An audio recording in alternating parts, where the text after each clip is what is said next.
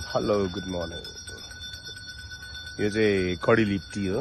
तपाईहरुको गाउँठाउँतिर कता कता जंगलतिर कडी लिप छ भने जस तपाईहरुले खोजेर खाँदाखेरि यस्तै गरेर खाँदाखेरि तपाईहरुलाई हेल्थ एकदमै राम्रो हुने रहेछ।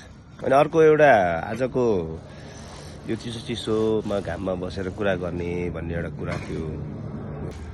म चाहिँ यो प्राङ्गारिक कृषि पर्यटन विकासको जन्मदाता र यसको कसरी चाहिँ यो बेस्ट हुन्छ भनेर रिसर्च गर्दै आएको अब 15-20 वर्षमा लाग्ला है। अनि यसबाट मेरो फाइन्डिङ्स चाहिँ के हो भने यो अहिले भइरहेछ नि ठ्याक्कै यो एमालेको महाधिवेशन भइरहेछ, अब नेपाली कांग्रेसको महाधिवेशन हुन्छ, अरू पार्टीहरूको हुने होला, अनि त्यसपछि फागुन 21 मा चुनाव हुँदैछ भन्छ। तपाईको पर्यटन व्यवसायीहरू हामी ग्रामीण भेगमा यो अति सुन्दर सुन्दर डाँडा काँडा ताल तलैया खोलाको किनार भन्ज्याङहरूमा बस्ने हामीहरूले सोच्नु पर्ने चाहिँ एउटा महत्त्वपूर्ण कुरा चाहिँ के हो भने त्यो चाहिँ हाम्रो बिजनेसको टाइम, टुरिज्मको टाइम हो।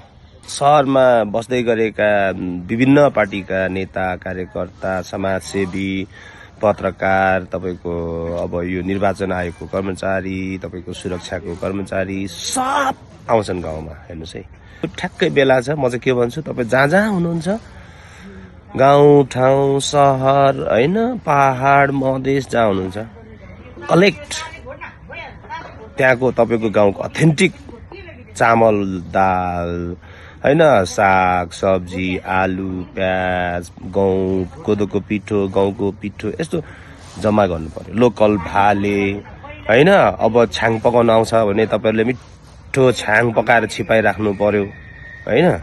रक्सी पार्न आउँछ भने तपाईले एकदमै रक्सीहरू मिलाएर चाहिँ धेरै पारेर राख्नु पर्यो ताकि विदेशबाट ल्याएको चीज नखाउन्, आफ्नै गाउँको खाउन्। मौका छोप्नु पर्यो।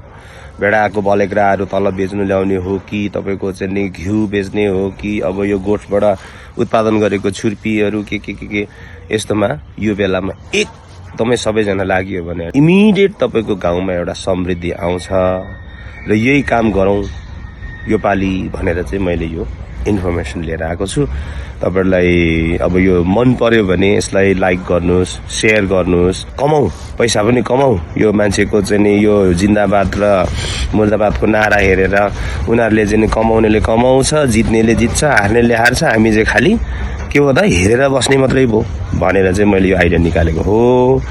अब हामीले पनि जित्नु पर्यो। हामी गाउँ गाउँमा बस्ने जनताहरूले के गर्नु पर्यो त यो उसबाट जितौँ भन्दै मैले आजलाई भिडियो एन्ड गरेँ ल।